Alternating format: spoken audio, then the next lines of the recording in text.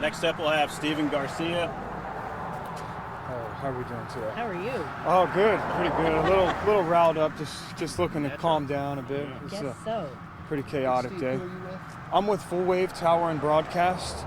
We're a tower crew. We're working on this tower here. We're just painting it. As you can see up towards the top, there's a tarp there. That's where we're painting inside of containment to prevent paint drops falling, but whatnot. But anyways, today a young gentleman came up to the site and he walked right up to the base of the tower and he said he was here to work, and we were a bit confused as to who he was or where he came from. So I brought him to my foreman, and my foreman spoke with him and realized that this gentleman was not the new guy we were expecting. He had no shoes on, so we told him to go ahead and you know, get out of the site, you trespass, and go on and do something else. So he lingered around for a bit. It was too windy for us to paint, so we called it a weather day. So we were locking everything up, and the gentleman was at the end of the driveway sitting by a tree. I was still a little weary about him, like, what is he doing? Why is he hanging out? So I was the last one to leave. As I locked the gate, I look behind me and I see him walking towards the tower. So I turn around, go through the open gate, and I drive to the tower, and I see him walk through the woods. I call my foreman, let him know, hey man, the guy walked back through the tower and towards the tower, behind the tower into some woods. I'm just gonna make sure he doesn't do nothing crazy. He said, okay, maybe he lives over there. I turn around to leave. I look in my rear view and I see some movement on the tower. I get out of the car and I see him climbing the tower at about 30 feet. So I realize this is not good. I call my foreman, let him know, Andrew, and he immediately calls EMS, he calls engineer, he lets everyone know. I took it upon myself to try and stop him from getting any higher, because the higher he goes, the more complicated the rescue is going to be, because he's climbing barefoot, two, he doesn't have a harness, no type of personal protective gear at all. So I start climbing. I get to about 300 feet, and he's steady about 200 feet above me. He does not stop climbing. He continues to climb. I have quite a bit of weight on me with the harness, but it's kind of embarrassing, you know. I did. Yeah. I called to him. I said, hey, stop climbing, please stop climbing. And he wouldn't stop. He didn't even acknowledge me. So I climbed down. By this point, Andrew was on site. I say, hey man, I need you to send me up in the pan, and I need you to send me up above him to where I can pull the pan in the tower, I can get inside of the tower, get on the ladder above him, and stop him from getting any higher. That was my plan in my head. So he gets me up to above the containment at roughly about 900 some odd feet. I pull myself into the tower and get the pan dogged off. I get inside the tower just in enough time to stop him from climbing, because he was about 5 foot below me. He was ready to surpass me. So you had to subdue him. I had to. Yeah, yes, he would not stop. I had to get my hands on him to physically stop him from climbing any higher. He would not listen. He wouldn't respond. He wouldn't acknowledge me. So I get in the ladder and I say, hey, this is it. You're done. No more climbing feed for today. This is where it stops. And once you got him, he stopped. He resist?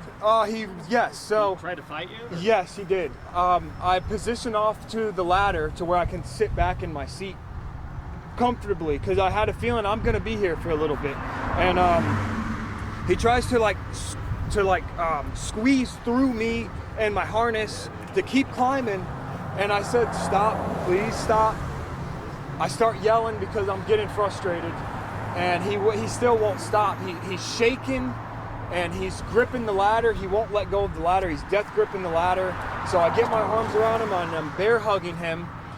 And I was just really trying my best to stay calm, telling him, stop, please stop, please stop. He wouldn't.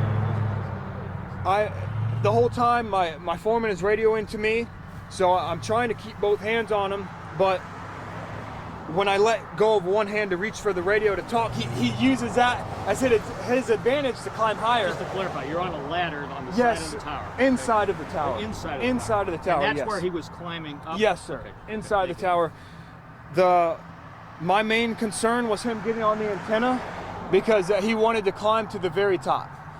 If he would have gotten on that antenna, it would have been a much more complicated rescue, and we would still probably be on the tower right now, most likely. Say he The wanted fire to go. department got there.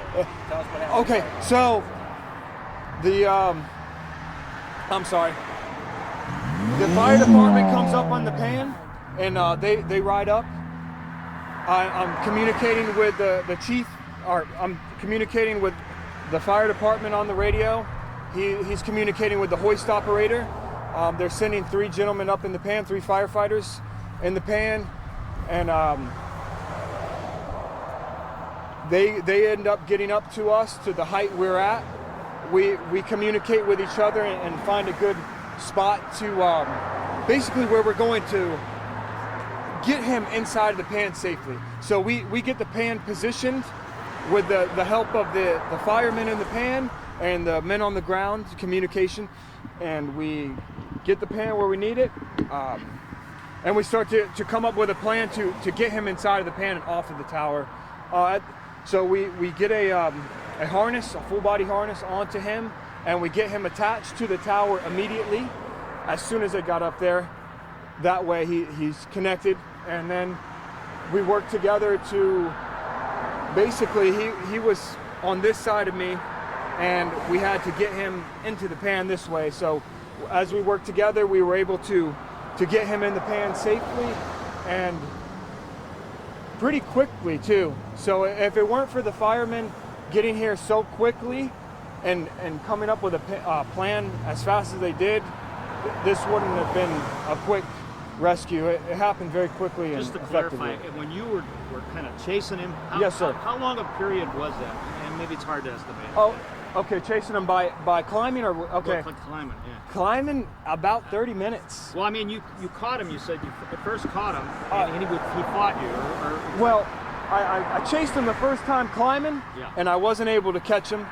I realized the best plan of action would be to climb down and get in that man basket and get above him Oh, I see. to where I can put him in the pan and get down.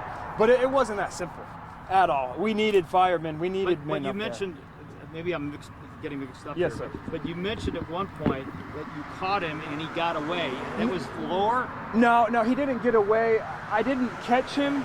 So when I went to chase him the first time, I climbed after him. He was still about 100 feet, Right. 200 feet above me, steady climbing. He never stopped climbing.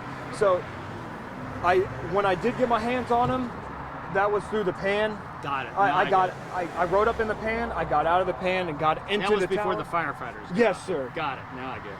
Okay. Without the firemen, this wouldn't have been a quick. That was later.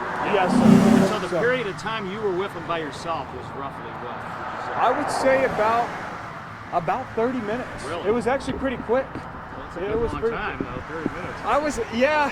I was holding him because I was just concerned about him slipping.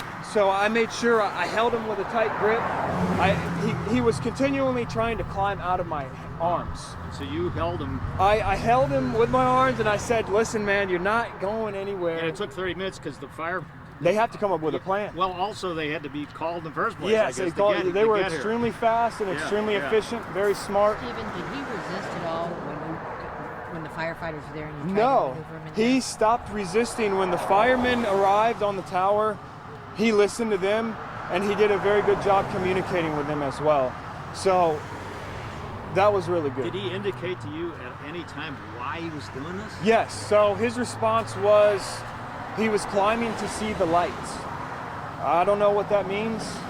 After he told me that, the responses were mixed and kind of short, but.